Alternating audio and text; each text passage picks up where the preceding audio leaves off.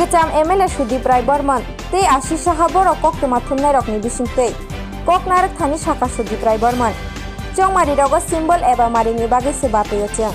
phiaba koboi bokhabai choba khaine hinke tongkosong lokorok sikhne phiaba borokni choba o samungo phunango borokni sanno tei paithago pogoi thango tongkosong lokorok na hine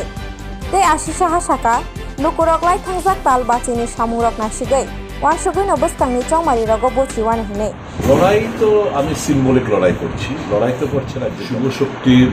versus অশুভ শক্তি জনগণ versus স্বৈরাচারী শাসক জনগণ versus অত্যাচারীরা যারা গণতন্ত্র হরণ করছে আমি কিংবা আশীর্বাদ আমরা তো সিম্বলিক লড়াই তো মানুষ লোক যাদের পাশে মানুষের আশীর্বাদ শুভকামনা তাদের ভয় কিসে জয় অবিসম্বাদ কিরকম ভোট হবে বলে আপনারা এটা তো আর রাজ্য ইলেকশন কমিশনের আওতাধীন নির্বাচন না এটা chief election commissioner Ashok Arora new দিল্লির তত্ত্বাবধানে নির্বাচন সবার মধ্যে যেরকমটা করতে পেরেছে গুলো যেন তারা ওই দুঃস্বপ্নের মধ্যে না থাকে যে আমরা পুরসভার মধ্যে যা করেছি মানুষের গণতান্ত্রিক অধিকার হরণ করে ছাপ্পা ভোটের কর্পোরেটরদের নিয়োগ করেছি জিতিয়েছে এরকমটা যদি ভেবে থাকেন তাহলে ভুল করছেন আমরা প্রত্যাশা করব এবং আমরা বিশ্বাসী এবং আমরা সুনিশ্চিত করবো সেটা যে ইলেকশন ফ্রি অ্যান্ড ফেয়ার যাতে হয়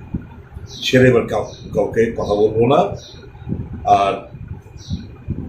উল্টাপাল্টা আমাদের বিশ্বাস মানুষের উপর উল্টাপাল্টা যাতে কেউ কোনো কিছু করতে চায় সমুচিত জবাব আমরা দেবো কেন্দ্র বাহিনী কি চাইবেন কি আপনি নিশ্চয়ই ইলেকশন কমিশন কাছে ইতিমধ্যে যখন আমরা গেছিলাম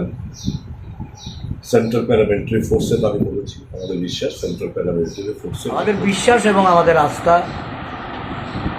আমাদের এই রাজ্যের জনগণের উপর জনগণের যে বিগত 50 মাসের অধিককাল একটা শাসক দলের এবং তাদের নেতৃত্বাধীন সরকারের যে অভিজ্ঞতা আমি মনে করি যে এই অভিজ্ঞতার নিরিখে ভোট হবে আমরা এই রাজ্যে একটা বিরাট অংশের মানুষের যাদের আশীর্বাদ নিয়ে সরকার প্রতিষ্ঠিত হয়েছিল মানুষের প্রত্যাশা ছিল মানুষের আকাঙ্ক্ষা পূরণে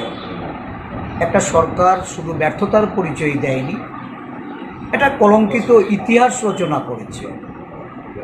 মানুষের গণতান্ত্রিক অধিকার লুট করা থেকে শুরু করে এই রাজ্যের উন্নয়নকে যারা স্তব্ধ করে রেখেছে যারা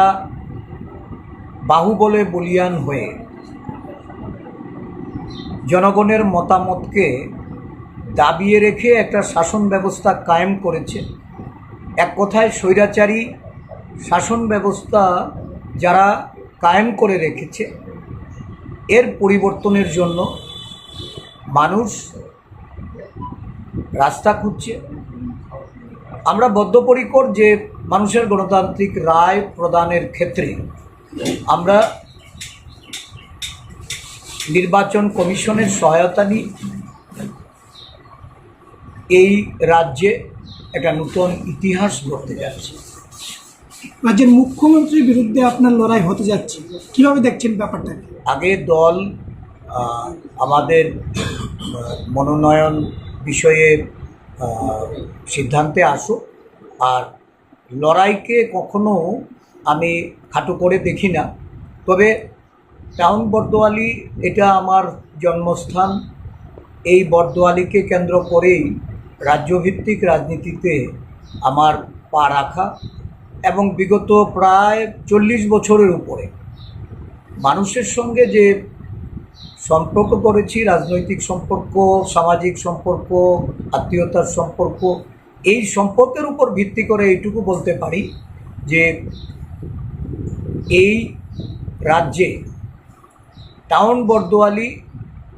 2023-এর নির্বাচনের তারা দিশা দেখাবে, তারাই পরিবর্তনের কাণ্ডারি হবে।